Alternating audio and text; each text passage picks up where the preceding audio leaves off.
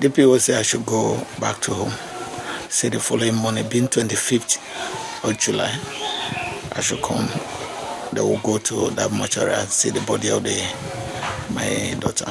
It seems to be them buy all of them at the same time. I cannot go and see my baby, my daughter, and refuse me. 24, 25, 26, 27. This was number 31 Solomon Street, Alakpere, Ketu, where the late Jennifer Onyeche used to live with her father, mother, and siblings. The circumstances of her death on the 24th of July 2013 are still shrouded in mystery, with conflicting stories about what really happened. Some saying it was an electric shock, but the doctor's report saying it was as a result of asphyxiation. Unfortunately, it's been a conspiracy of silence as to what caused the death of this young lady. But what we know for sure is that she used to work with a fruit juice manufacturing company, and that exactly is where she died on that fateful day. Well, it is a fruit juice manufacturing company that manufactures this Rotzi apple drink, and the details here indicate that the company is located on number 9 Adisa Akintoye Street, Ketu. According to Jennifer's father, the police would not let him see the autopsy report. They simply scribbled the purported cause of death on a piece of paper for him. When we get there with the police from Pantin, the police inspector in charge of the case, and when they say they have done the autopsy, then brought the paper and said this is the cause of the death. At the hospital where Jennifer was initially rushed, the medical director confirms that she was already dead when brought in. I did some quick things we normally do to confirm death. Listening, there's no heartbeat. The senior staff nurse that was checking the blood pressure, nothing like that, opened the eyes, and then I look at it, the pupils, that's the tiny hole in the eyes. Pupils were dilated and fixed. The girl was dead. So, is there any direct connection between electrocution and asphyxiation? Asphyxia, as it were, probably we mean that the major cause of the death itself is not circulatory arrest, heart stopping, but rather oxygen not coming. So these are two causes of death that has to be really separated from each other. We are able to locate the address of the factory where Jennifer used to work. This is number 9 Adisa Akintoye Street, the premises of the factory where the late Jennifer Onyeche used to work. The place is built like a fortress.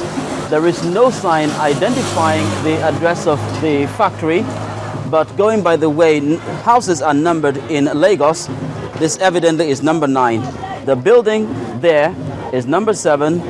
The next one is number 11, so just before you. Initially, the security man would not let us in. Finally, our persistence pays off, and we're allowed to get past the massive gates. The premises look rather deserted.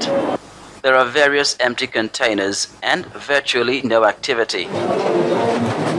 At last, one of the administrative staff emerges, but would volunteer no information. We're not working. So I think we are working now. I believe he's in the best solution, a best position to explain things. The late Jennifer Onyeche is the second child of her parents. She passed out from this institution just last year.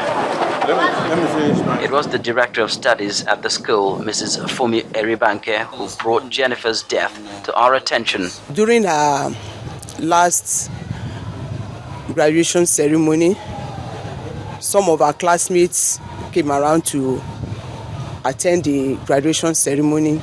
It was from one of them we got that information that Jennifer is late.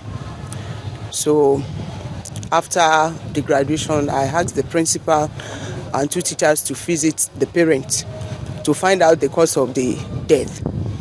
On coming back, I was told that they couldn't get the the cause of the death. Even the corpse of the girl was not seen up to that day, and it happened maybe about 2 days to the graduation.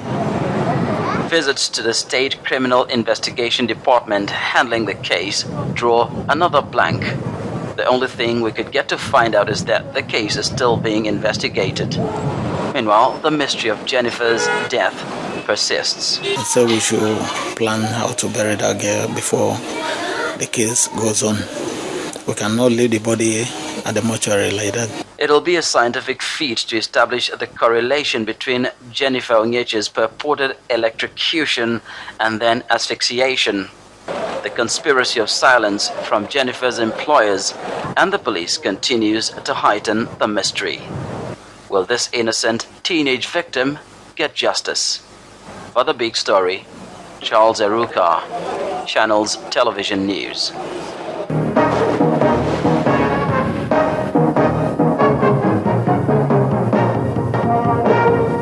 Indomie instant noodles, tasty nutrition. Incredible.